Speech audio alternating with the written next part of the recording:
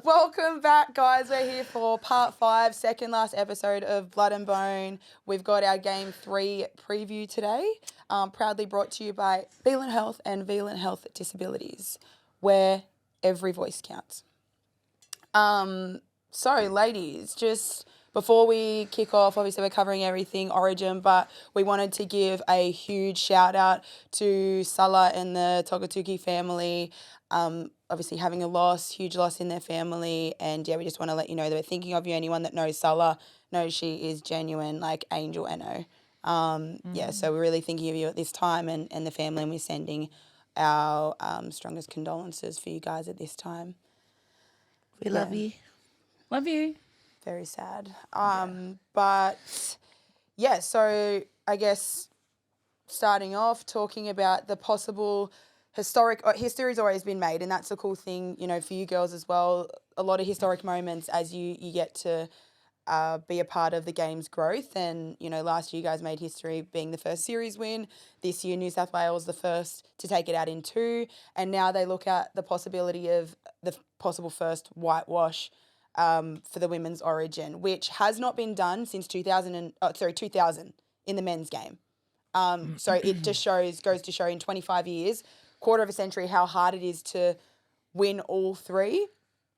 What do you think, Taz, the vibes are, I guess, in camp at the moment for the girls? Does it change it? Is there more fire in the belly? Like, what do you think's going down at the moment? Oh, I definitely think there'll be a lot of nerves. Obviously, with the display of their last 2 games, it's really hard to bounce back from that. So I think the vibe in camp would be there's a lot of nerves, but I think overall they'd be just trying to connect as much as they can. Obviously, they've changed the team a fair bit, so they'll be trying to make connections there. But I think overall they'd be very confident in, you know, what their abilities. But I'm really interested to see how they as a whole will perform this week. Obviously, Shan, you're on the sidelines this time around, but if you were in camp, like, what's the emotions that you would be feeling? I mean, you're obviously feeling them now anyways, regardless, but like at the thought of being a Queenslander on the receiving end of a whitewash. I mean, if I was in camp. Yep, sorry. I lost you in there. Sorry, I was Okay, so you were looking at me, but you're looking at me like this, but really your brain's like this. No, I did. And then you ADHD, bro. It's giving baby brain. I was like, oh, yeah, when I'm in camp, yeah. And then you're like, from the sideline, sorry. I stuffed We've already that up. waffled. Cut that up. Already Cut that waffled. off. I'm so sorry. Go again. You answer the speak. question. Just answer. Yeah, what was Whatever. the question? How would you feel in camp? Oh, how would I feel in camp? I think Tez How would you touched on feel it, as a player? Like as a player yeah. looking down the barrel of a whitewash? The thought of a whitewash is heartbreaking. Like, I know. Shut up, Tez. Oh, my gosh. Well, I was going to go from 2 angles. I was going to go from 2 angles. Like, Go one, from if I both, was, Dal. Just if I start was with in one and run with it. okay.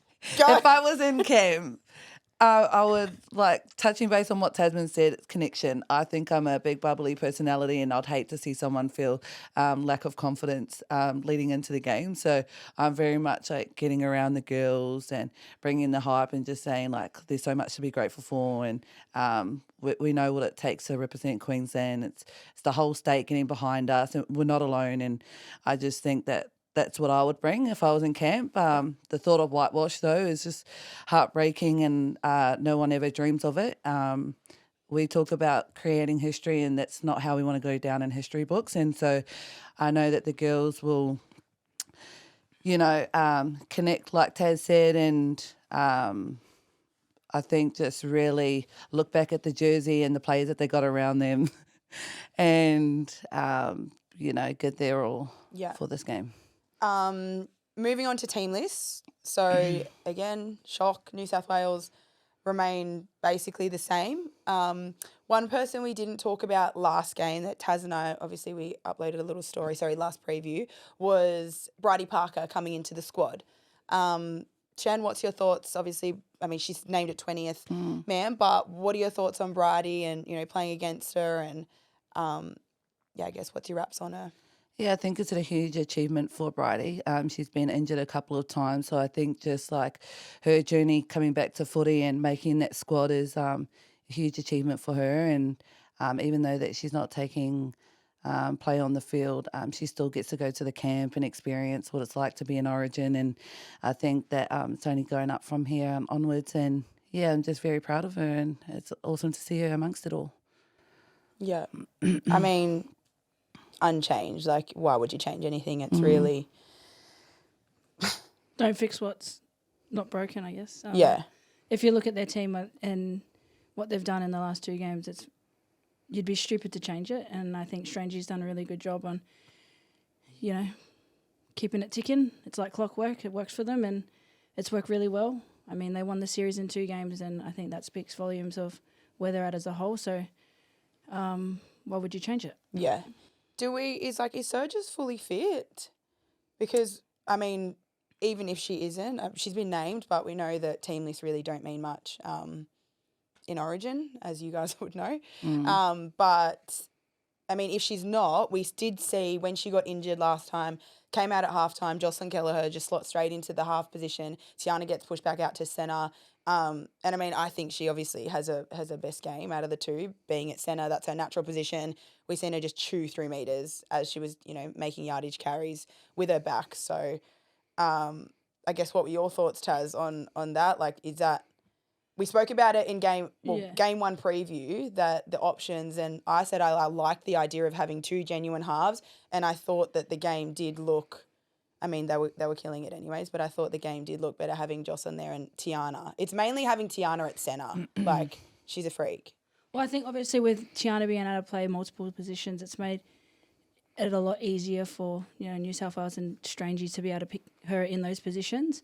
But if Jess is out, I think looking at it like that could be an option. Kelleher straight into the halves, Tiana back to the centres, or they just bring slot Bridie Parker in there and they just leave the team as it is, kind of thing. Bridie into centre. Yeah, Bridie into centre, which is... Or Chapo. Yeah, or Chapo. Whoa. So there's a lot of... The whole team. Stay on the wing. So I think, once again, it doesn't change much if Bridie does slot in there. It doesn't, but it could change the whole picture if, you put Kelleher into the halves and Tiana back to the centres. So if Jess is out, I think the options are there. There's like 2 key options that could happen. They're not sweating. But Yeah, nah. but wherever Tiana goes or wherever, if Jess is playing, like, hats off to her. But if Tiana's there as well, you know that she's going to do something freaky. Well, I guess 2 things now to talk about maybe a possible bench is obviously if that's the situation, we bring a bench, someone else from the reserves. It's either Liv Higgins, Shaylee Bent or Bridie. I don't think it's personally Liv Higgins because you already have Emma that's played the most time at hooker there, so I don't really see where Liv sort of slots into it, maybe as a lock role. But I feel like who would you say now we look at the possibility of maybe losing Sulla? I'm not sure, like, obviously what the circumstances are there, but who would you think that gets brought in if either or are out? Do you think it changes out of the 3 reserves? Yeah, I don't know. It's a tough one. I feel like he's got a backup plan for every single player, and it just shows how versatile their team is. Like a centre could slot in anywhere. It just shows. Shaylee's obviously the only genuine forward there. She comes on I genuinely don't see him changing it too much. Yeah. I think I'm just meaning if people are out, who do you think is going to fill the spot, come off the reserves? I think he can trust those forwards to do the job. I think it would be like another back. I don't necessarily see. If Bridie was to slot in there, I feel like she's very versatile and she can play a lot of different roles as well. Wing, centre, fullback. So covers 3. Shaylee's sort of probably centre, back row, middle. Yeah, all of them have got 3 positions. Whereas Liv Higgins, I feel like she's a very dominant hooker. Yeah, I wouldn't play be possible lock. Yeah, but that's a lot. I guess, and that's where you just see the depth of not only New South Wales player pool, but the versatility in their pack as a whole and how well that works for them to work towards the same goal, right? Queensland changes. So we'll start with the big one. Skip to lock. Shan, you obviously play in the middle, so we'll get your take on it first. How does that change Queensland's game technically, and what does it mean for a forward when you have a genuine ball-playing role? Because it's all good to have a game plan and to be like, yeah, we're playing off that lock, but it's another thing to actually have a lock to be able to step up and not just be a forward that can pass, for a lock to step up and actually take control of that middle third of the field. Yeah, I think when you have direction in the middle, it's a lot easier on your job. All you got to do is run or decoy. I remember when having Alan at lock, I know that I wasn't experienced enough to control the forwards, and sometimes it's just telling you to stay wider or come closer, and sometimes you need that voice to tell you where you need to be. Was that your first game? I think She so. was playing Yeah. at Sunny Yeah. Coast. Yeah. Yeah, so there's plenty of times. I think Al's been my biggest leader in Origin. She's always told me to just run the ball and keep it simple for me, whereas I thought like I had to do more. And as long as my years came, I had to step up, and I didn't really know how to connect with the other forwards and telling them, because I have like my own mentality to just run and go forward. But I think she's going to bring a lot of like calmness in the middle and a lot of direction, which we need. And it gives the other forwards to kind of just relax and do their job, which is probably just taking it forward. And I think that's something that we need to do. And if she needs to connect out to the backs, that's on Al. And I think she's going to put her foot forward and take that role on and be the leading pack for the forwards. Yeah. Obviously, second row, how does it change? You're still part of the forwards and you're still running together as a pack, like realistically, until you get into sort of that good ball zone. Like, how does it look for a second rower having a genuine, ball player in there as well? Well, I think obviously you look at the halves and you look at Taryn being able to play off the back of Ali. She has a link now. She's not having to go get the ball herself. She can kind of get the ball given to her. And I think, like Shan said, it expands our game. It adds a lot more experience, and we've lacked experience through the middle third of our field, through the field. So to be able to have Ali in there, I think she definitely will help expand our game, but she'll also simplify it for the middles. We've lacked control. We've lacked that experience and exposure through the middle of our field. And when you have such a young pack, or a pack that isn't not willing, but isn't in the position to lead and guide, I think we always relied on Lozzie. So now that we have Ali there in the middle, I think some of her best Origin games she's played is through the middle of our field, and it's good to see her back there, because I know that when we play off the back of her, it just expands our game in ways that makes it a lot easier for everyone else to do their job. I think it also takes pressure off her too. Like when you go to the middle, you really, it simplifies your game too, and you really see, like, I know from myself, moving from the edge to the middle, the edge, it's like you constantly, I don't know, I guess, you're planning, you're having a foresee. Where in the middle, it's just like, have a look at where you are, what's in front of you. And if you have that mindset and you can create space for others, it's just like sort of playing chess. Like, it's actually so fun in there. And I feel like that's probably a nice reward for Ali, to be able to go in there and have some pressure taken off her. You're not expected to make the big plays, but like, just make your touches count. And I think we spoke about that off camera before the second game. Like, that's what I would have liked to see Ali step into that 13 role, just because of how much experience she brings to the middle of the field. Losing and you control, too. Yeah. And so when you lose a lot of players and then you put her out on an edge, it's kind of like you isolate her to one side of the field. Yeah. Which in return wasn't. Then blame her for and then stuff's blame not her going the right for way. not controlling the game. So you put her in the middle of the field. I think it simplifies her game. Yeah. But it also gives her an opportunity to control that middle part of the field where we probably lacked a lot. And she's defensively really good at the moment. So to put her in the middle of the field isn't hurting us. I think it does a lot of good for us, and we'll see how it pans out. Yeah. So obviously Ali moving to lock means Dest is also back in the team. Back in the team? Yeah. Yeah, sorry, back in the team.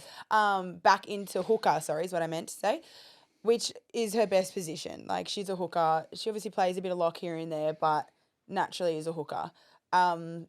That then pushes Lozzie Brown out to the halves, which she does play for Titans.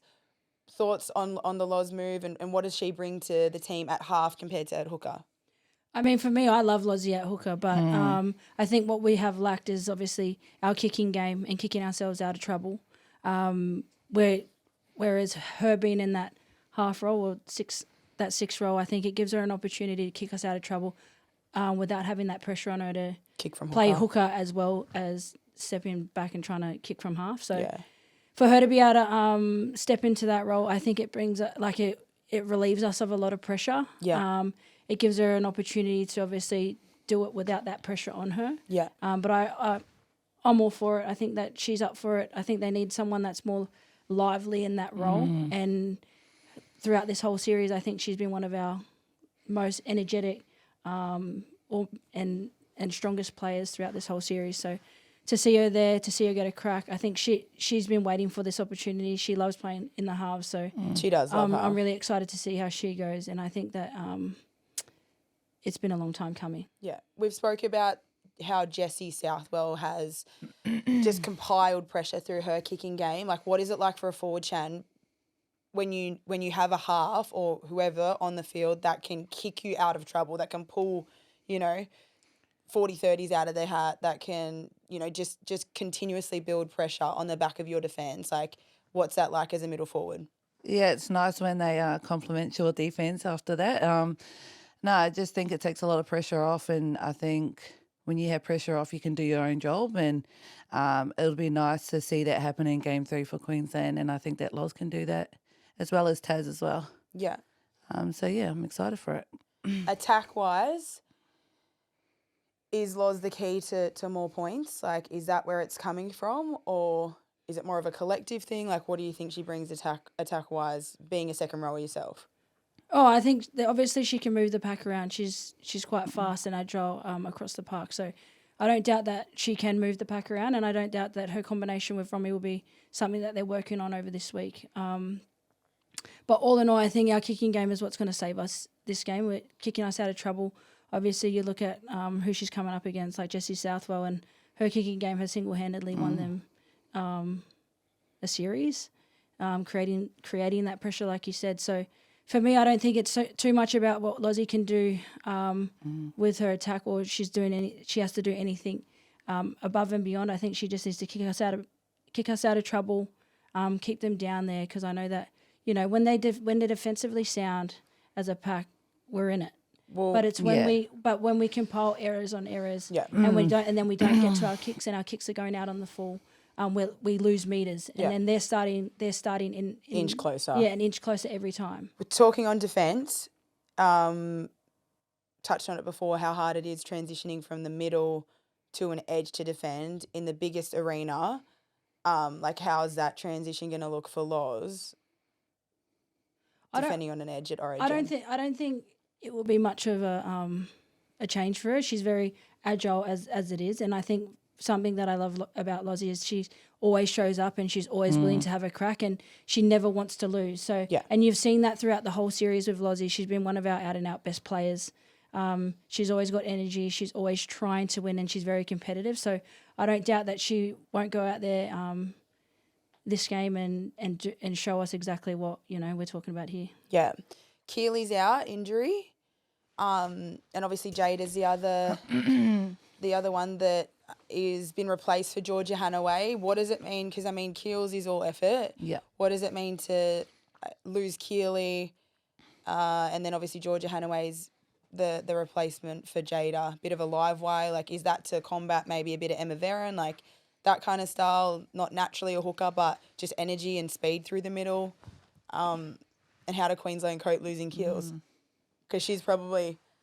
Yeah. Yeah. I feel like Keels is a loss. I'd like to see her and Ali connect in this Game 3, but on Georgia Hanaway, I haven't really seen her play much. I think it's nice that we're bringing new talent in. I don't really know. I've never really seen her play. I'll comment on Georgia Hanaway. I've obviously played against her a fair few times, and she's a very frustrating player because she's defensively really good. And also attacking wise, she's just so fast. Yeah. She's always there. Like, even... And she's very, doesn't do anything too extravagant, but it's very simple, but it works. And she's got an attitude and arrogance about her. And when you come into the Origin arena, you got to have that. And I think one thing I've always liked about watching her is that she is an arrogant player. And obviously coming into playing for Queensland, I think she's going to be really exciting to watch. She's a live wire.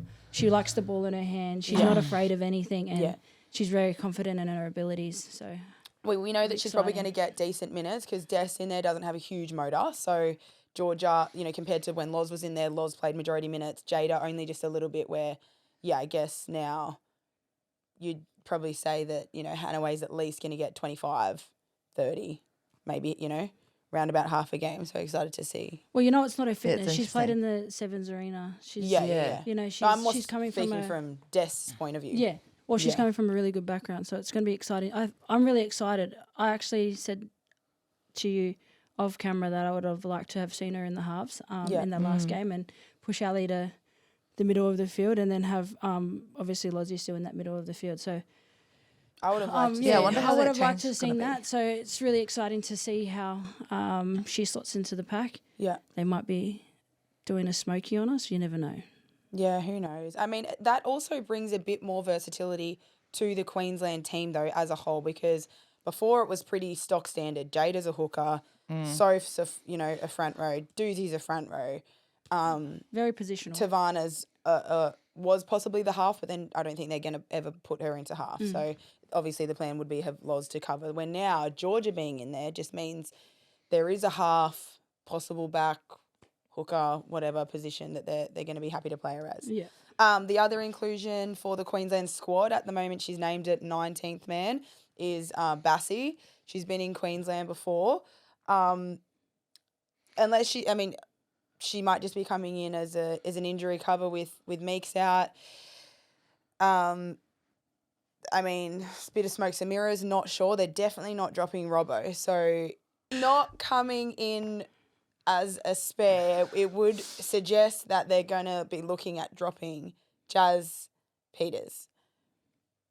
I That's it. personally wouldn't drop Jazz Peters. I think We sat here and said that Jazz, bar the GOAT, aka Julie Robinson, Jazz was the best back out there. So, I would hope and pray that Jazz is not getting dropped.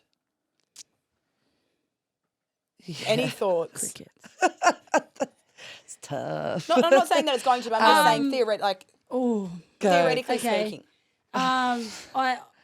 I honestly just think Because this is going back on the depth, okay? Emily Bass, Yeah. let's be honest, hasn't been at the top of her game at club level. Obviously, injuries and that kind of thing, just constant. She's been riddled with I just injuries think- over a space of time. So just goes to show, if you are just bringing it in as a backup, is this not the time to bring in someone for next year and expose them to the camp before you roll into next year? Why are we going backwards? That's all. Tasman, say something. Seriously, come on now. No, I agree with what you're saying. I think it is a backward step. Obviously, her not being named in the team, this series has obviously spoken volumes of where we want to go as a pack, and so it's an opportunity for her to come back into the squad. But I think it's solely just on the just because we've lost Meeksy. Yeah. And we needed to bring someone in the team into the pack that obviously has had the exposure to Origin, has the experience around Origin. And I think her Origin performances have actually been all right. And obviously playing alongside her on her edge a few times throughout the series. She's a really good person off the field. She's someone that buys into the culture into the team. And as much as everybody probably doesn't think she deserves to be there, I think it's a really good call in the sense that she's been around obviously the Origin arena, and she can also offer, just that chat to the younger girls that obviously like Jazzy Peters and stuff like that that are playing in her position and just offer some experience. But all in all, I think it's a hard one. Obviously, when you when someone else comes back that has been dropped, it's hard to comment on it because you can sometimes feel like it's the wrong decision. Yeah, and this is nothing obviously on Bassie. Oh, yeah. I feel like Queensland, through the men's and women's side, is that every series there's always a questionable I just wouldn't have thought of that person, but it's because of that Queensland spirit and what Queensland's about, working for each other. That and then they get on the field and you're like, okay, say less. They done great, but I'm just more speaking on the depth. We're talking about the depth, and now we're again not if it is just for the fact that Meeks is out and they're just getting her back in there, I just can't see why you wouldn't try to get someone in building forward unless they're looking to drop someone. That's the only reason you'd bring experience in is if they're actually looking for experience on the field, because this is the perfect opportunity to bleed someone in. Well, I think, but yeah, you're right. I feel like you're right in what you say, but I also think that they do lack experience, which is where Norris is probably going in that direction. If it was to drop someone, so like what you're saying is right, but I think all in all, we need as much experience as we can on the field at this point in time, because obviously we're looking down the barrel of a whitewash, and is Bass the person that's going to change it for us? Probably not, but could her experience help uplift and bring some sort of confidence? The effect that she has on others is going to be more bring a similar thing to what we spoke about Skip done. Yeah. The Just a effect bit that of she has on confidence. others is more than what she brings necessarily in a performance state. Got ya. So obviously, if she's just there as a fill-in, we feel like she should have they should have went with someone new. But if she's there as a replacement for Jazzy, you don't necessarily think it's right. But you'd go for experience rather than replacing Jazz with another new, debutant. Yeah. And I don't think we can go another debutant in a game so crucial. That's what I believe anyway. Yeah, I wouldn't say another debutante, but I wouldn't drop her either. Yeah, you'd stick. I'd stick with Jazzy. Yeah. I think we'd all stick with Jazzy if it came down to it. I'm picking Jazzy 100% of the time. Yeah. I'm just saying as from the perspective of if they were to drop her, I think I would rather them go experience over a fresh face. Yeah, for sure. Is there a fresh face on that thought? Like, who is it if it is just like, who would you like to see be bled in? Is there anyone? Once again, the depth is really something we struggle with. Obviously, we have a lot of young girls. But Destiny Minnow, but I think she's injured at the moment. So there's her. I would say Sienna as well. She played really well in the trial. She did. This She's week. actually And I really think fit at the moment. I think that's one thing that it's hard to make calls on something when. Well, footy hasn't started yet. depth, See, this comes again about the time. Is non-existent at the moment because our football season hasn't started. So we're kind of picking off the back of last year or possibility. Yeah, again, timing of origin. Is this the first time we've had not the next lot come through? Well, okay, so 19s is normally played around just after game one, so that that's what happened last year when Lily Peacock got brought into the squad, is because she played Origin and then was able to get sort of pulled in from there. Also, BMD has normally played out nearly a full season, so you're able to see young girls that might be able to be brought through, or whatever, girls that are stepping up ready. But this year it's a hard time for the comp to be pushed back and also lose a big three in you guys. So last change for Queensland, Meeks obviously out injured. Pretty devastating for Queensland, but it means that Hayley MADDICK Skinny gets to step up and get her Origin debut. Taz, you've obviously been with her at Broncos. How excited will she be, and what will she bring to Queensland? Oh, Skinny's probably the funniest and the most coolest chick that I've been able to play alongside and also just have in a team. I think she's someone who brings a lot of energy, but most importantly, she's someone who can bring that connection. Yeah. And I think obviously playing with her at Bronx, it's been a really cool experience to be able to see. She's not the biggest player, the biggest person, AKA Skinny, yeah. but she can pull off some crazy things, and she's she reminds me a lot of Meeksy. Obviously a bit different, but she does remind me a lot of Meeksy. She has those crispy skills. She's fast, and she's not afraid of anything. And I think that's one thing that we'll see this coming game, is that even though she's the smallest player, she'll still back fence it. She's not scared of, getting hit, and she also makes her tackles, which is really, obviously everyone looks at her and they think she's a small person, but she's actually quite tall, rangy, and makes her tackles. So I'm really excited to see how she plays.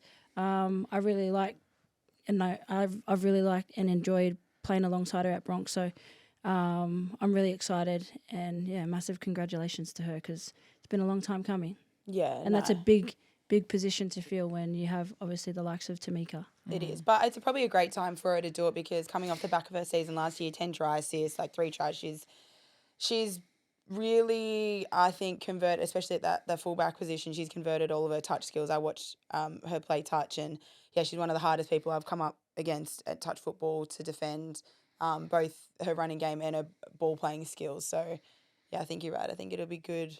Brings a bit different, obviously a little bit lighter than Meeks is. Not that Meeks is a huge gal herself, but yeah, no, I think it'll be good. I'm excited to watch her and maybe She gets through though, eh? maybe she Whack her, brings and then something. she gets through. Yeah, She's so fast though. she's off the mark. Her first 5 Yeah. steps is crazy. That was it in touch football. It's just like you're just like I can't compete. Like chase, like I'm Flat chasing, and but fast. like Flat and fast football, I think she like short that's her size, bread, she yeah, sums up. that's her bread and butter, and she's really crispy. Link her up with Shanae, and I think you're going to Yeah. see a lot of us chew through a lot of meters if we get her the ball. Yeah. And I think the one thing I really like is that she obviously goes after the ball. She doesn't wait for the ball to come to her. So Yeah. Yeah. she's really confident in her abilities as well. Yeah. On Chewy, I thought she had, she tried so hard. Yeah. She was up there with top tackle count of Queensland. And yeah, I thought that was probably the best Origin I've seen her play. Can we just get that photo up of her, Robbo, and I don't know who else? And we're looking at Robbo's body. Have you seen Chewy's? She's shredded. Have Yeah. you seen it? Can You we can get grate a can cheese we on get a that. body fat percentage on that? Yeah, She's body on fat that. percentage is nutters. Is she heading, Nothing. is she heading into WBF? I don't know, But her- just saying on she's that, got a Is rig that what it's bra. called?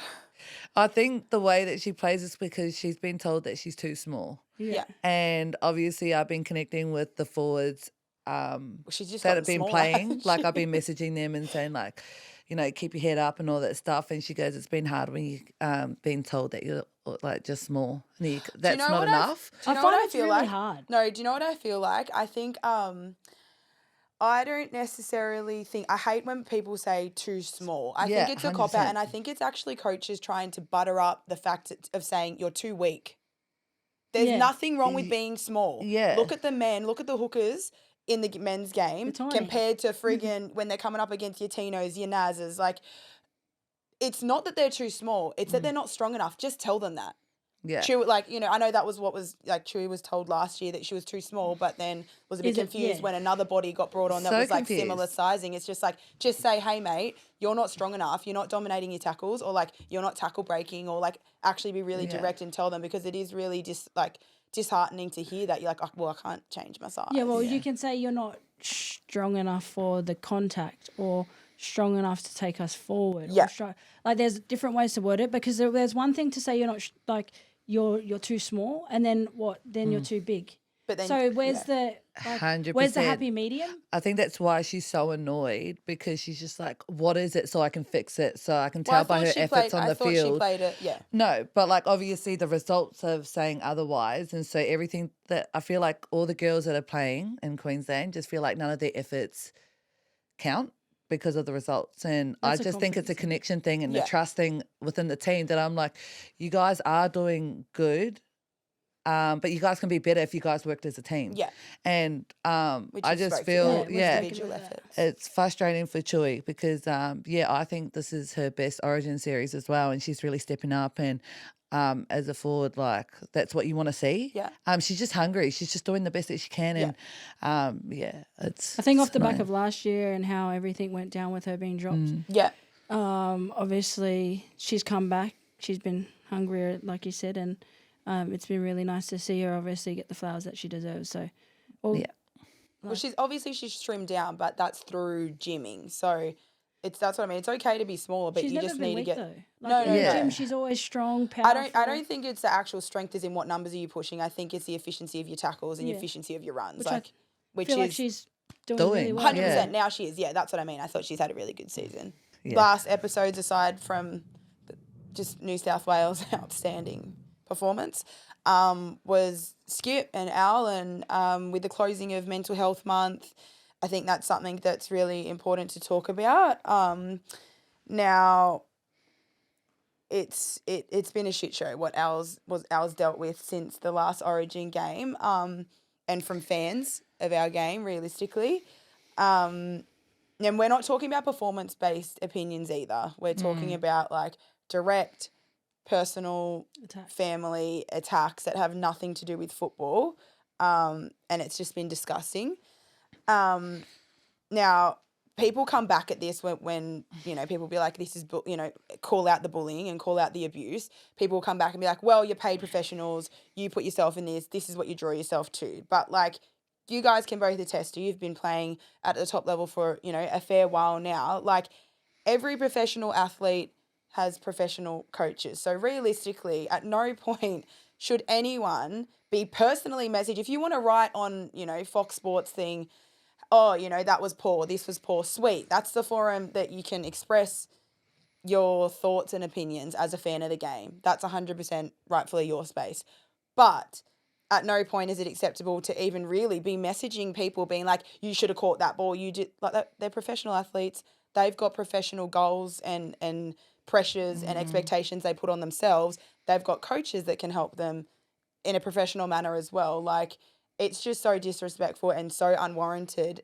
Realistically, all the opinions are taken with a grain of salt anyways that are like tactically, but mentally it's fatiguing and it's draining. And I guess my question to you, Taz, is like how do you think it has been on Al? You obviously know a bit more being with Broncos, and how do you think that it's been for a family? You've got 2 daughters, and you know from an athlete's point of view what you already put on yourself anyways.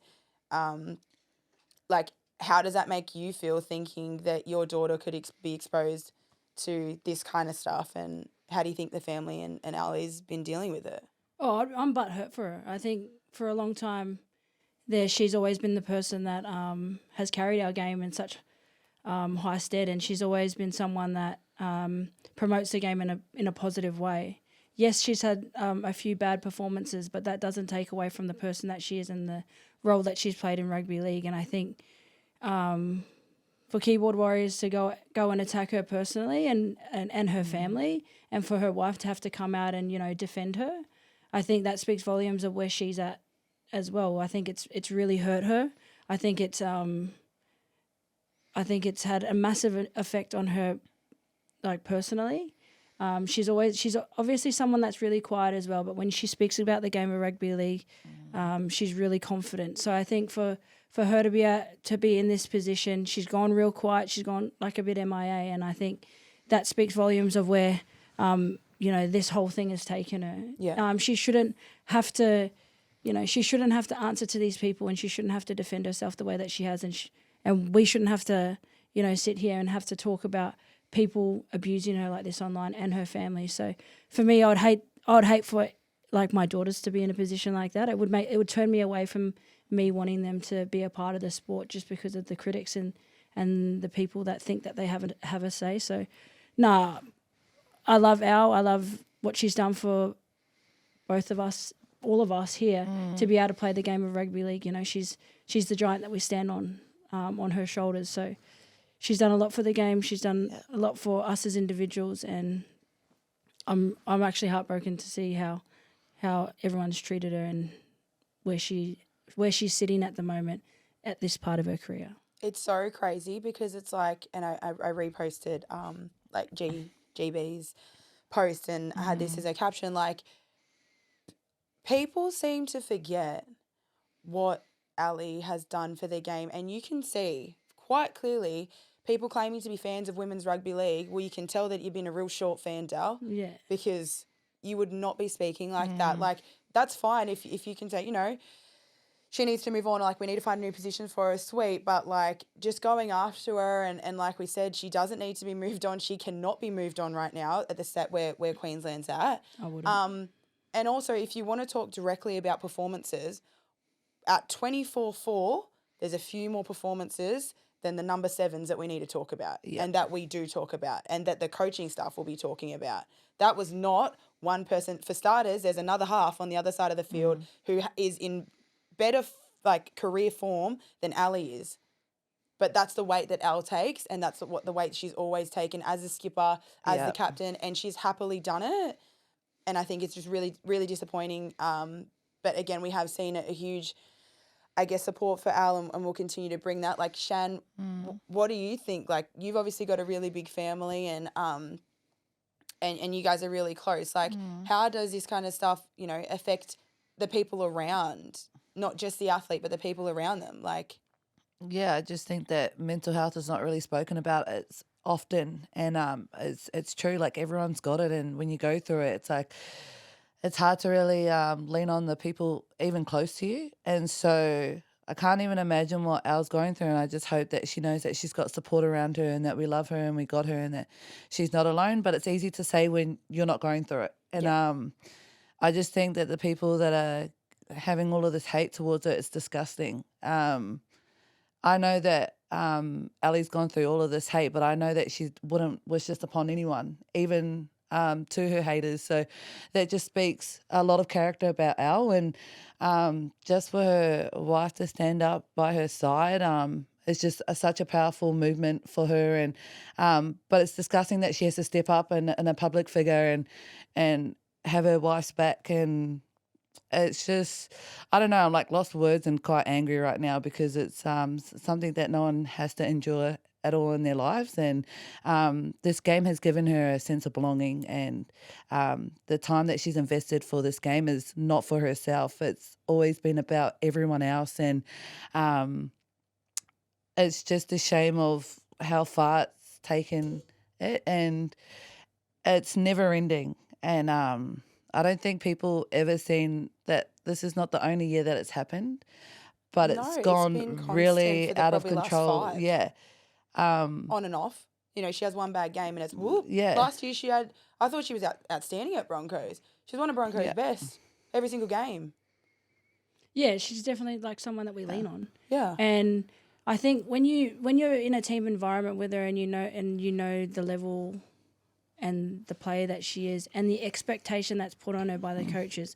And I got to see that single-handedly last year, being a part of the Broncos leadership group. Obviously, we have chats that not very many people, but the people in the room get to hear. So to see the expectation and everything put on her, you can understand now why she is the player that she is, and why she is the person that she is. And the performances that she brings, how they have such an impact on the team as a whole. And so, like, you learn to appreciate her a lot more, and no one gets to see that. Yeah. But at the end of the day, Ali, she's a stepmother to her kids. She's a wife, she's a daughter, she's a friend, and she's somebody that she's a person. And at the end of the day, that's what everyone needs to understand. She's not just a football player. And also, football should be playing it for fun. She started playing for fun. Yeah. She's been playing this whole time because she obviously loves it. It's so disappointing to see that, you know, in her final stages of her career, whether it's this year or next year, she obviously has openly, you know, said she's nearing the end. Like, it's disappointing to think that we're going to send out one of the greats, you know, possibly, I know everyone's called Karen Murphy the GOAT, but I think that Al's really went from that era and transformed the game. And, she has really been the shoulders that the game has stood on. Yeah. She has been the halfback of the game for over a decade. And she's went through so many transformative stages, through NRL, through State of Origin, through clubs. Like, people don't realise how many different, state club teams, BMD teams, local teams that she's been at and helped start up. Like, whether it's West, she was obviously at Ipswich, like Valleys. Like, she's constantly going around helping build the women's game. She is helped build the women's game time and time again, always has time for everyone. And it's very, very disappointing to see that people are carrying on like this. Do you think that, like, Al should be taking, obviously at the moment she's probably just trying to focus on getting through Origin and, you know, her family and her own, you know, mental well-being, but, like, do you think she needs to take it further, and that Queensland need to really push her to take it further, and, you know, Broncos or NRL, because, you know, we've seen the men's do it, and 100%. They do have, when they do take it further, they do have serious repercussions, but it's obviously the mental load of taking it further and, like, going through that with the authorities. I would love to see the NRL and Queensland back her on this one. Obviously, just do it for her. Like, doesn't even need it. She doesn't even need to ask for it. Just go and take it up. I think everyone can see how much of an effect it has on her, and if someone needs to support her now, it's by doing that for her. Yeah. She shouldn't have to raise it to them. I just think that they should just use their initiative and really take it up. Or, however, whatever the process is.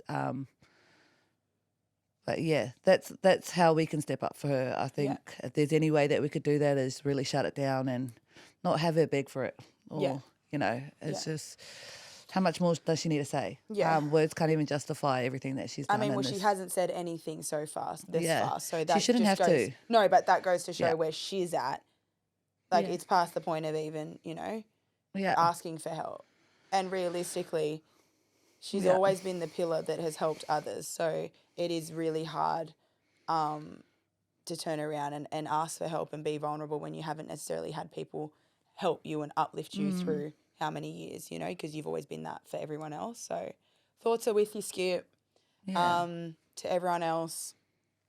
Anyone else that's going through this as well? Can we get a 3 camera? F you. Yeah. Seriously, say it. big capitals. And then an exclamation mark. Okay, so moving on. What do Queensland need to do to turn it around? I think watching game 1 and watching game 2, it's obvious that halftime hits, they go in, they come out, and they just get blown away in the second half. Now, is that something, because I thought, even though the Liv Koenig try happened, again, I think that was just, Tavana misses a tackle. That's sort of like a one error and then Liv just ices it. But I thought they were at 6-0 for a while. They were going well. Queensland were going well. Even after Liv did that, they were still rolling up the sleeves. They're going set for set. Is the halftime thing something that's fixable? Is it, I don't know, something you can fix? Or is it more like an athletic ability kind of thing at the fact that we spoke about how athletic New South Wales are, or is it more just a mentality thing? Like at halftime, I think back to game 2 last year, you guys are on the back foot, you're in Newey, it's hostile, it's raining. Like, how are you at halftime? What are the coaches like at halftime? Start with you, Shan. Like, I think we just reiterate like our game plan and just making sure that we're staying on that. That's why we have a game plan for a reason, because if we go off, we're just going to lose. But I think for us, I don't know.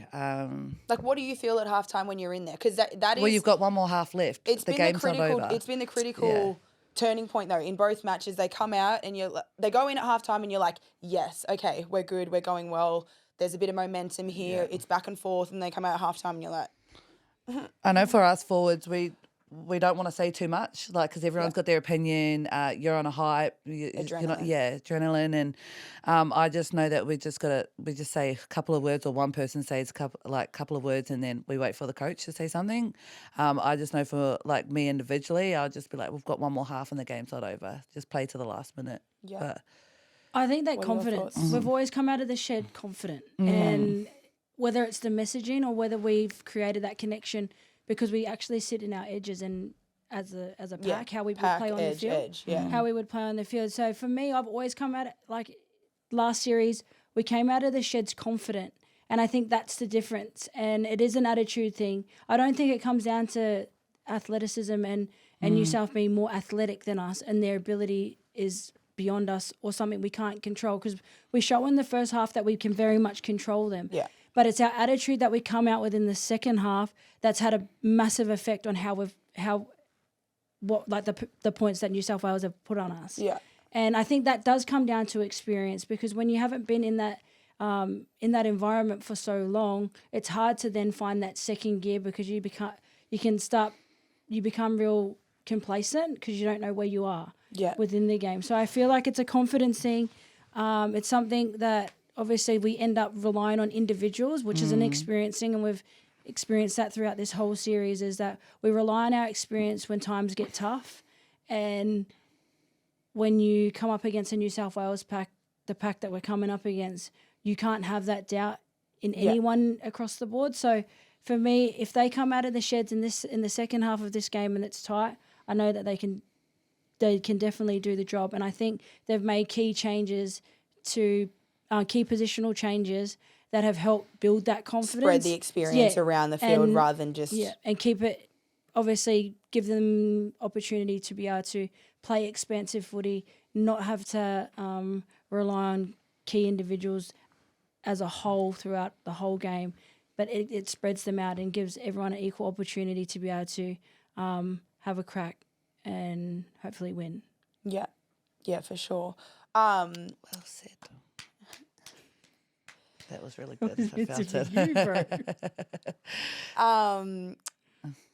I think a big step, and again, we're talking about Jessie Southwell again, to Queensland going well would be to nullify Southwell's kicking game.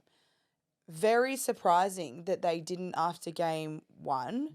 Very surprising that they didn't in game one, because it's quite obvious that she's the only dominant kicker, long kicker. Tiana, yeah, she can put through a grubber and whatever, you know, mildly, but like, like mildly execute long. Well, she hasn't kicked one long. She hasn't kicked one ball yet. So does that not just show from game one, and then they still let her have a field day on the boot game two? That has to be a focus point, surely. I know they would have been coaching it. So it just comes down to effort. Like, markers not working. I don't know. What is it? Like, I think, they'll like, be reviewing.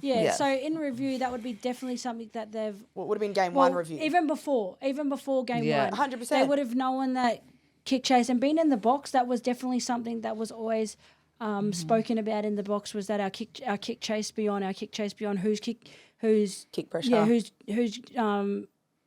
and I think Lozzie was the only one doing kick pressure at that point. Seriously. And there was Sienna Lafipo. Yeah, there was a few in between. But really well. I think, like, I genuinely believe, and I know for a fact that that would be something that Norris will be instilling in the girls, is that we need kick pressure. Because I know from, like, the last Origins that I've played in, it's definitely been something that she's focused my game around. It's been something that she's focused the whole team's game around. So it's not just an individual that has to do that job. So I definitely know that it was something that has been spoken about. But I think the difference is for someone to obviously, you know, that Jessie's a dominant kicker.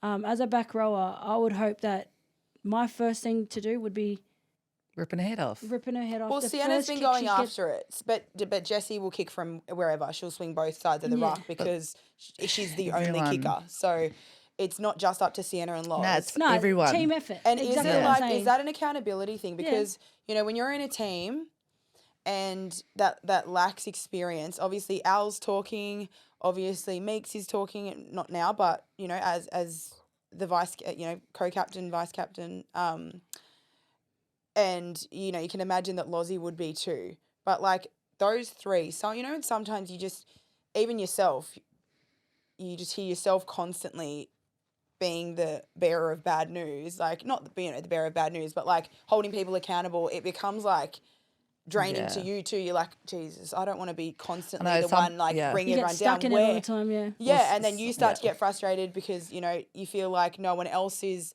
you know, stepping up, but it's not that. It just might be the people around you aren't confident enough to hold the person next to them accountable, where obviously, you know, if something was happening, you would be happy to say something. If something was happening in the middle, you'd be happy to say something. Something happening, Varney is definitely someone that's happy to say something. Like, I feel like maybe that is also where, you know, they're confident in their own job, but they're not confident to lead. And in Origin, everyone needs to lead. Yeah, 100%. By their actions, but also now that you guys are gone, other people need to step up. I think we've spoken about this before, and like, it took me maybe three to 4 years to find my groove within Origin and feel like I had a voice. Yeah. And I think, like, that's just something that it happens, like that the lack of experience that we have in the Queensland camp at the moment. We don't lack ability. Like, it's not the ability. We lack experience. Yeah. And when you lose a fair chunk of your team, experienced players, it is really hard for, you know, those younger girls to step up and find their voice. It took me 3 years. Yeah. You know, 3 to 4 years. So it is a confidence thing, and it is something that obviously they will work towards. It might not come this series, but it only gets better and better with time. And it needs to be fast-tracked, realistically. Yeah, like, fast-tracked, And I guess, how do you do that? It's the senior players instilling confidence. It's your Taz's, it's your Meeks, it's your Ali I feel like that always instilling- happens Yeah. though. Like No, that's what we 100 do. Like, 100%. I was but just it's gonna only say- so much. There's only so much buttering up you can do to someone before it's like, 100%. okay, it's your turn to Yeah, take. like what Strange you yeah. said, it needs to be their own. Yeah, it's their own work. thing. It's literally work ethic. Like you said it. It's not the ability that we lack. It's literally work ethic. And when you make the team, it's the attitude that comes with it. Like we had a fresh lot that come in 2020. The reason why I'm saying it is because it was a chunk of us that came in that year, and then obviously you hadn't played next to me or any of us, but to have that trust straight away is because of that how we train. And I'm not saying that they're not training to the best Yeah. that they can, but the experience word is starting to piss me off only because you can have experience, but line speed is not experience. Oh yeah, yeah. You know what I attitude. mean? That's That's an what I'm attitude. like. It's an attitude thing. And I was like, man, I don't like sugarcoating our Queensland team this year. Like it's more just like the work ethic that you put in, and it's just stepping up. You've got, how long is it? 70 minutes to play a game. And I just think that like when you chuck on the jersey, just give it your best. This can't be much right or wrongs when you come to it. If you run the ball up and you're supposed to pass and get to that point, oh wow, if it was a good carry, we play off that. You can't go It's so just- well in a first yeah. half and then go so bad in Yeah. a second half. You can do it. Yeah. So do it again. But like Yeah. it's an attitude thing, right? yeah, Attitude. you're more And tired. And that's what we're lacking. Yeah. We're lacking attitude, which can be an experience thing as well, an Yeah. inexperienced thing Yeah. as Yeah. well. So, what do they do to turn that around? yeah. You have to give a bit more. Obviously, it's hard losing 2 games and the series is lost.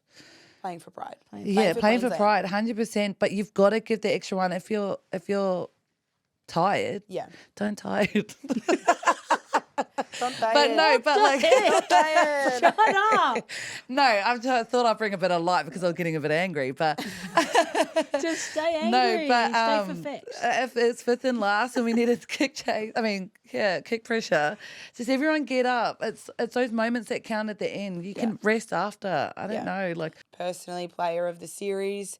Yeah, I think it could go to probably top 3 would be Jessie, Liv Koenig, or even Izzy Kelly continues to shine. But I do think it should, pending how this next game goes, I think Jessie Southwell has my vote at the moment. You're still obviously Taz. Jessie Southwell. Jessie still has Southwell. my vote. Liv Koenig. Let's see who wins. If Liv $10. Koenig goes and has another game, Yeah. like way her, that she her has, game yeah. 2, it's obviously her hands down. But again, if Jessie Southwell, I have 3. who's yours? but Three? yeah. Go. Okay, we're not going free. Right, I know, let's but go. let's say I top said 3. my top 3. I said Jessie, Liv, and then Liv and Koenig. Jess are like tied, but there's one more, and it would be Izzy. So it's those 3. Okay, you said the same. What a yeah. I know. surprise! We're the same. Surprise! Maybe Shocker. Taz, your top 3? It could be anyone. John Strange. Yeah, I John just Strange. have one, and it's I would give it to Coach of the Year. The Yeah. two that we all have. Yeah. I think they've just had an out and out really good series. So Yeah, I don't think anyone else has been pushing in there. yeah, Just the And rest of the Izzy's team. just been Izzy. yeah. Yeah. Again, we talk about Izzy Yeah. being overlooked because she's Izzy. But continues I mean, she got her to- flowers in the first game. Yeah, she did. Yeah, she did. She did. So she Who only has to have one more has- good game and she's Yeah. out and out the. Someone got like player of the match, and did you get player of the match and Nelly Doherty? I did. Yeah. You got player We of the match both as did. well. So I got the second and the player of the series, and then finally got the 3rd game. Yeah, no. So you No, I got were. player of No, the I'm game, talking player about of the the game series. and series. Oh, yeah, she got the last 2. So I guess whatever. it would be. Well, if any of them do that, then Yeah, they're any of probably them, like if yeah. any of them, whoever plays the best out of those 3, I feel like this game could possibly be looking at the player of the season. Kinda No, I could- still think it's going to be Jessie. I hope it's Jessie Southwell because I feel like she deserves her flowers, and I feel 100, like it yeah. was very like there was a lot of drama that went on last year behind the scenes from what I've heard from New South Wales. A lot of dramas with the previous coach Kylie Hilda, selection dramas, Jessie Southwell missing out. So for her to come back after obviously last year and perform as she's performed, I think it's the best way to silence the critics. And I also think we haven't seen this side of Jessie, no, and She looks happy. I feel like she just got that like dog in her now. Like she was young. She come on the scene at 17. Let's not forget that because of the way that she bounced on the scene. Went obviously straight to Origin the next year. Like it all happened real fast and real young that I think we forget as well what the age is. Yeah. And for a girl to go in, realistically, she was a girl, to go in to that arena at that age and take that role and do what she's done this year, is really outstanding. It is an outstanding performance from her. And it's obviously been a team effort and a great coaching stint by Strangey. But, yeah, hats off to her. I hope she does get rewarded for that in that comeback. I agree. First try scorers. First try scorer. Well, it went from a winger to a middle. So it's kind of hard to choose. I know. I always want to win this one. Dry track.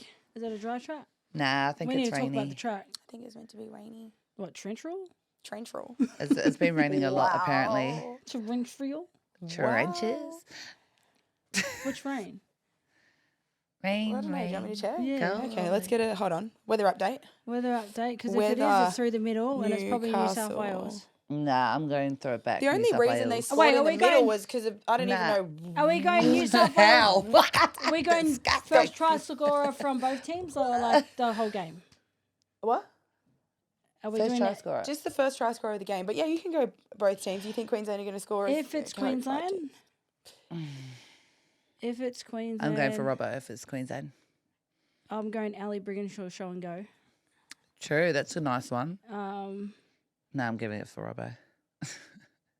It's the show on slow. She's not fast at all, but she's just so deceptive. Like every game, dummy, dummy, dummy, dummy, dummy, dummy. Bruh, I call Matt. Or Matt's the same Destiny. thing. Show and slow. I'm like, how do you? If they get close to the line, I feel Destiny barrel will. over. Okay, But that- I'm going can Robbo. I go first? Sorry. Holy. Nah. Okay, my first try scorer for Queensland would be Ali, and then for New South Wales, I'm gonna go Frezard. I was going to say that too. This one I wanted to get It's first. raining. Now you think I want to copy you. Nah. Marlins, Robbo, and Frezard. Light rain in Newcastle tomorrow. Frezard. And cold. For some Frezard. reason, I'm thinking Frezard? Jesse Southwell. Frezard. But Frezard. Frez. Okay. yeah, Frezard. Who's on? So they're playing left edge. Right edge is Rummy and Loz. No, it's your edge. Taz. No, Romy and Loz is on the right. Oh, yeah. Rummy and Loz. I think they're scoring that side. Sorry, Lozzie. But, I just think the edge defense. I think Loz is a really aggressive Who are you saying scoring first? New South Wales. Oh, yeah. I think it's going to be Izzy Kelly. I mean, their attacking style was to attack at Taryn and shift the back. board, hit back. Yeah, I think it's shift. It's hard how aggressive, and it's obviously a huge upside to her game, how aggressive and hungry Loz is in defense. But yeah, I think just going to an edge and being that hungry and competitive that you want to make, I think maybe they might get it there. Well, we've seen it in the last two games, so Yeah. it's kind of hard to defend. So Yeah, I think Izzy Kelly first try scorer. I think your call You think is Frez? pretty good. Is She's he gonna outside pass of her. it? Yeah, she's Okay. always Yeah. selfless. Hey? Is he? She's Is he? selfless. Okay. She always has the. I seen her run 20 metres around the winger rather than drawing passing Jamie. Oh, but I mean, play it's- on. no, Wait, it's not like a, I'm backing her still. Yeah. She obviously backs herself as well. Yeah. But But sort of, yeah. I think passing isn't her strongest point, but I she's wouldn't also say made it. yeah. She's also made it. I wouldn't say something she's a that good at. selfish player. I think she's just a try scorer. Let's see. I Wait, mean, who'd you say? she's done both. Who'd She's Yeah. passed it or she's taken No, it. 100%. Her I've and said her and Frezard. Jet- I'll I said take it. Frezard. if Oh, I'm you've there. got Frezard. Okay, so Yeah, we got Frezard. that edge. Okay. Oh, poor. And then Robbo. I really want Robbo to score first. Okay, well, we can't have two try scorers first. Yeah, well, I said from For Queensland Queensland. side. Fair. Gosh, what a Fair hater. call. Oh, sorry. Oh, that's okay. Right, it's been a bit of a heavy at this time. We had some stuff to get through, but we're going to end on something with you guys because we haven't really spoke much, I guess, about your stuff. But what has been one of your most memorable or favourite Origin moments? Taz, you've played what, 11 games? Yeah, our first ever. It would have been our first ever win. Of the State of Origin era?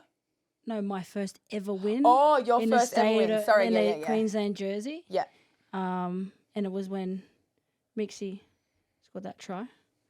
But for me, that would have been like one of the most memorable moments. Was obviously playing in that game and then witnessing Mixie do her freaky meat stuff, and she scored a try off the back of it. So it was a bit of razzle dazzle footy. Was that on the left side, eh? Yeah. Bang, bang. Yeah, She left was like- side. She just went bullets, Skipped on the calls. And outs, again, on the left, through, on the other side. Then when just he like swapped. in and away, Yeah, in and away bow. that's right. And I think, And then Taryn had to go. yeah. But for me, Yeah, that would have didn't been. She supported. Demeeks had a double that game. I can't Didn't she remember because I support got Taz knocked out. through the middle? Taz got a line break and then Yeah, she pushed through Taz yeah. in the middle. Taz got a try. I think that was I remember like that. But that's when their dynamic combination duo was was- freakish. Yeah. Their combination was freakish, and I'd love Yeah. to see that. I'd love to see that happen again and Again again and again and again Every and time, again, but every time that obviously- she catches the ball, I'm like, oh, here she goes. That moment just pops up in my head. That would be my favourite moment because then we went on to win my first ever Origin in 5 years. Wow. You didn't have to wait that long for a win. No, straight in, bang. What's yours, Shan? Didn't have to work Creating for it. history. Winning the first 3-game series. I think that was pretty special. Yeah, it was the longest campaign. It felt like the longest. A lot of ups and downs, and it was all worth it at the end. Yeah. So, yeah. Can't even remember. Last Or year. just like the camps and stuff, like you have people coming in with niggles and then trying to go back to clubs for pre-season, and it was tough, That like was mentally, messy. physically. Last year, everyone was saying the same thing No, like, yeah. from Queensland. I don't know whether the Queensland NRL coaches got it because I don't feel like New South Wales had the same chat. I don't know. I know everyone overall, like... and Everyone this was battered and bruised. This is probably up for discussion in a different podcast, but I know overall everyone that played the 3-game series were smashed by the end of the series. There were so many flus There was and sickness, like just there was like the injury, illness, not even there My- was my just back. everything. I think at the end where of it it, went. Still everyone not was good. just No, honestly. everyone was stuffed, and I think that's something that we need to look at as a game as well because I don't feel like we were like primed and ready. Well, I enough. guess that We're changes. primed enough. when the game changes, like when the timing of Origin changes. Origin, I I'll don't say see it it right changing, now. though. No, but I'll say it right now. Origin could not like be put into the middle of the year right now. Imagine what the NRLW would look like. Yeah. We'd have no players. Dear Lord. I Like, think it's feel hard like to. If you gonna take happen. if you take the top 24 top Well, 50 players out of the NRLW, the pool isn't that deep. You're going to have 6 weeks of like Well, when we I play, think I people feel like don't the realize that. as like the best time was when we played it after. November. That Yeah. was when we the played COVID it year. after Yeah. the season. It was, and it made it so much harder. Yeah. It was probably the hardest Origin game that I've ever been a part of, in the sense that everyone's fit, everyone's in their best form. Yeah. So it's really hard to then obviously Minimal errors. play a New South Wales squad that's like in that form, or, Yeah. or a Queensland squad. So for me, that would have been the best time. But then obviously it's the worst time because it's at the end of the year. Yeah, now it's a 3-game series. Drano. It's so hard. Yeah, that would be really hard on the body. And also Double like, the you're also, NRLW rounds and then keep it at the same slot. Yeah. I don't see them changing it, and I see them waiting for the game to evolve around it. They need to. Otherwise, NRLW through that period, it's a 6-week period, it would just suffer. But I just think it's the pinnacle of our sport, Yeah. and we need to be playing football before it. Yeah. And I think you see the game evolve even more if we're playing football before the actual game. And I think you see it even when we're playing BMD. Like, I think that's the difference. This series to last series is that we had football under our belt, Yeah. and I think that The New helped South us. Wales the New South Wales girls were used to it this year. Yep. And understood what they needed to do better from Whereas the year we before. we guys had came in enough fresh. games in us Yeah. to then in the second half kickstart where we need like our confidence, because Yeah. we had played a bit of football, whereas Yeah. this time round we've had no football, and I Yeah. think that's obviously become it's hindered our attack and defense in Yeah. the second half. Yeah. Yeah, fair. What's your lastly then we'll go on moments. What's your most like rogue funniest thing that's happened I know one for you. in camp? Go, start us off. No, it's in a game. Oh, no. When you got like concussed. It was really funny. Is this with Millie Boyle? Yeah. Yeah, but she dove at the try line Like I and then wanted. got up and then came out, not even part of the defense line. We need to find the video. We'll drop But it was so funny, but she's like, I'm good. No, I was messed There's up. a few moments. I'm good. And I was yelling at Carly, and Doc was taking me off, and then I was crying in the changing room. So that's when I knew I got knocked out. I remember you messaged me like, nah, not good. I'm like, yeah, I could tell. I was mean, watching- I get. Wait, do you know? Actually, this is probably my moments. Is every Origin I get knocked out. every Origin. But every- somehow, And it's still the either nail. like it's always happens early in the game, and I just play the whole game. Yeah, because mum's when I not taking won- you off. You just wouldn't know. So I go off the field after, and then that's when I tell them that I got knocked out. So I'll play the whole Origin, and I think it's a bit selfish, but You too, I'm Nellies. too. Your Nellies, you did it. Yeah, it worked. did. Not the second one, the first one. No, the The first one you did at Sunny Yeah. Coast. the second one I did. The second Nelly Doherty, When we were there I at Townsville. I got knocked out in Townsville Not by knocked out, Koenig, concussed. by Koenig, and Concussed, you mean. boom, Yeah. went black, came back to, got up, played well slowly. It's probably the You'll best see thing it. to happen. Stop thinking. It's probably a bad thing now that I'm saying it on camera, but yeah, Oh, man. it was by okay. Koenig and Kezi Okay, on my back. Bang. perfect. So maybe next time we need to do a Maybe that's segment why on- I got it. It woke me up a little. Oh, bless. Well, that's us for today. Fingers crossed. We're not going down to the game, but we'll be watching from our TVs. Where are you watching it? Okay. See ya.